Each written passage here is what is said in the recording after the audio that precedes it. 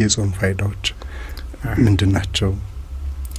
ጾም ትልቁ ፋይዳ አላህ Subhanahu Wa Ta'ala ቁርአን ላይ ያስቀመጠው አለ። ከሱን ጀምርና ቅድም ባስታወስኩት አያ ላይ ያ አዩሃ الذين آمنوا كتب عليكم الصيام كما كتب على الذين من قبلكم لعلكم تتقون የሚለው ትልቁ ምክንያት ትልቁ ፋይዳ ጾም ሲደነገግ ማለት ያኔ ያመናችሁ ሰዎች እኔ ጾምን የደነገኩባችሁ እኮ እንድትራቡ ፈልጌ አይደለም እንደማለት እንድትጠሙ የምትፈልጉትን እንድትርቁ ብቻ አይደለም የተፈለገው። ከዛ በስተጀርባ ትልቁ ሚስጥር ተቅዋ የሚባለውን ነገር ልባችሁ ላይ እንድታፈሩ ነው።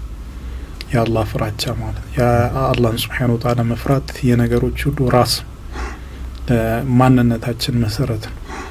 ያንን ነገር ልባችሁ ላይ እንድታፈሩ እሱ ደግሞ እንዲያድግና እንዲጠነክር ለዛ ነው ጾም የተደነገገባችሁ እያለ ነው። ትልቁ ፋይዳ ተቅዋን ማግኘት ተቅዋን ማሳደግ ነው። ያ እንደውም ከሌለ ያንን ሚስጥር ጾማችን ላይ ተሕቂቅ ማናደርግ ከሆነ አንዳንዴ ጾማችን ትርጉም ላይ ኖር ይችላል። ነብያችን ሰለላሁ ዐለይሂ ወሰለም من لم يدع قول الزور والعمل به والجهل فليس لله حاجة في أن يدع طعامه وشرابه عند ሰው ጸያፍ ንግግርን ካልታቀበ ጾመኛ ሆኖ እንዲሁም ደግሞ ኃጢአት ተግባሮችን ካልታቀበ ከምግብና መጠጥ መታቀቡ አላህ ለዚህ ጾመኛ ምንም ጉዳይ የለውም። رب صائم لم يستفيد أو كما قال النبي صلى الله عليه وسلم من صيامه إلا الجوع والعطش أو كما قال ملو علماء حديثا ሲናገሩ ይሄንን ቃል ይጠቀማሉ።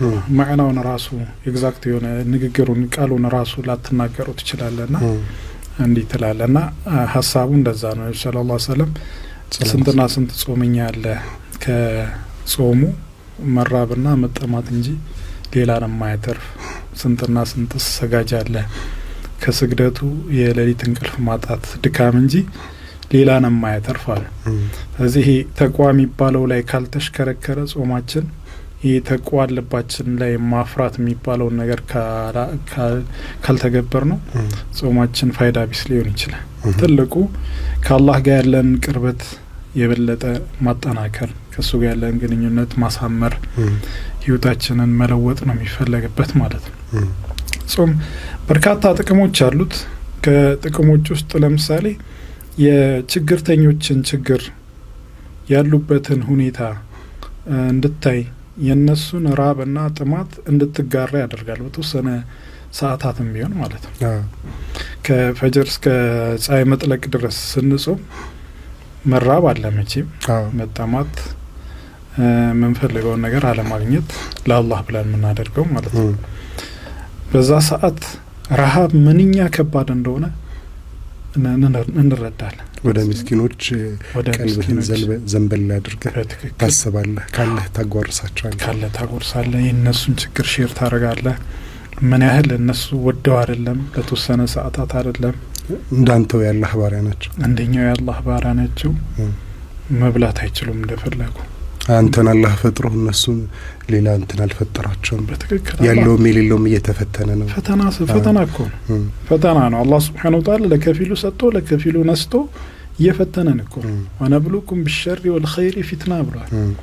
በመልካምም በሸርም እንፈትናቸዋለን። ያኒ በደህነት በሀብት በረሃብ በጥጋብ በማግኘት በማጣት በሁሉም ነው የሚፈተነው ሰው። ስለዛ ጾም ላይ መራበ ሌሎችን እንድታይ ያደርጋል። ሌላ ሳውስታስ የነሱን ጉዳት ታያለህ፣ አዛኝ ትሆናለህ። ገብቷል? እዝነት የሚባለውን ነገር ወደ ነፍስህ ትገባለች። በትክክል فلا أنصرن الحق حتى أنني أسقو على ساداتكم بطعاني